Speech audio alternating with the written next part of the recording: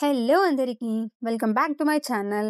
ఈరోజు మన రెసిపీ వచ్చేసి పూర్ణం బూరెలు. ఫెస్టివల్స్ టైంలో స్పెషల్‌గా చేసుకునే పూర్ణం బూరెలు ఇలా ట్రై చేసి చూడండి. చాలా బాగా వస్తాయి.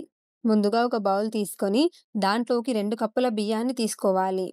ఏ కప్పుతో అయితే బియ్యాన్ని తీసుకున్నామో అదే కప్పుతో 1 కప్పు మినపప్పు తీసుకోవాలి.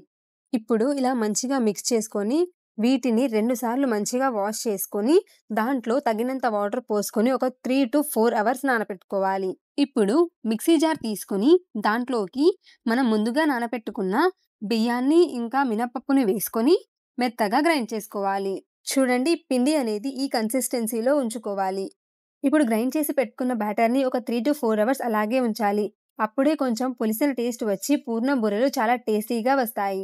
ఇప్పుడు మనం పక్కన పెట్టుకున్న పిండిని తీసుకొని దాంట్లోకి చిటికెడు వంట సోడా, తగినంత ఉప్పు వేసుకొని కలుపుకోవాలి. అవి యాడ్ చేసుకోవడం అయిపోయిన తర్వాత పిండిని ఇలా మంచిగా కలుపుకోవాలి. చూడండి, పిండిని ఈ కన్సిస్టెన్సీలో కలుపుకోవాలి. అప్పుడే పిండి అనేది జారకుండా ఉంటుంది. అలాగే పిండిని వాటర్‌లో వేసి కూడా చెక్ చేయండి. ఇలా పైకి తేలాలి. ఇప్పుడు శనగపప్పు తీసుకొని 2 టైమ్స్ మంచిగా వాష్ చేసుకొని కుక్కర్‌లో పెట్టుకొని 4 విజిల్స్ వచ్చే వరకు చూసుకోండి. ఇలా ఉడికిన పప్పుని స్మాష్ చేసుకోవాలి. చూడండి, ఈ పప్పుని మొత్తం ఇలా మెత్తగా చేసుకోవాలి.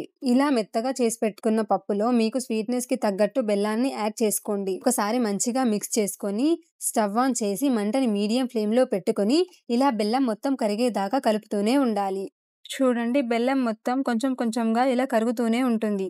ఇప్పుడు బెల్లం మొత్తం కరిగి ఇలా అయిన తర్వాత మంచి టేస్ట్ కోసం ఇలాచీ ఇలా దంచి వేసుకోవాలి. ఒకసారి మంచిగా ఇలా కలుపుకొని స్టవ్ ఆఫ్ చేసేయండి. స్టవ్ ఆఫ్ చేసిన తర్వాత కుక్కర్‌లో ఉన్న పూర్ణాన్ని ఒక గిన్నెలోకి తీసుకొని కొంచెం గట్టి పడేదాకా చూసుకోవాలి.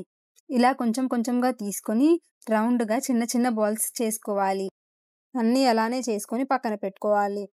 ఇప్పుడు ఒక పాన్ పెట్టుకొని డీప్ ఫ్రైకి సరిపడా ఆయిల్ పోసుకోవాలి. ఇలా రౌండ్‌గా చేసి పెట్టుకున్న పూర్ణం బాల్స్‌ని పిండిలో ముంచుతూ చూపిస్తున్న విధంగా డిప్ చేసుకొని ఆయిల్ హీట్ అవ్వగానే ఆయిల్‌లో వేసుకోవాలి.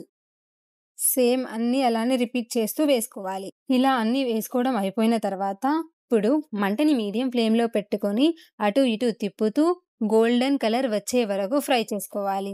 అంతే, టేస్టీగా పూర్ణం బూరెలు రెడీ అయిపోతాయి. మరిన్ని సింపుల్ అండ్ టేస్టీ వంటల కోసం మన ఛానల్‌ని సబ్స్క్రైబ్ చేసుకోండి.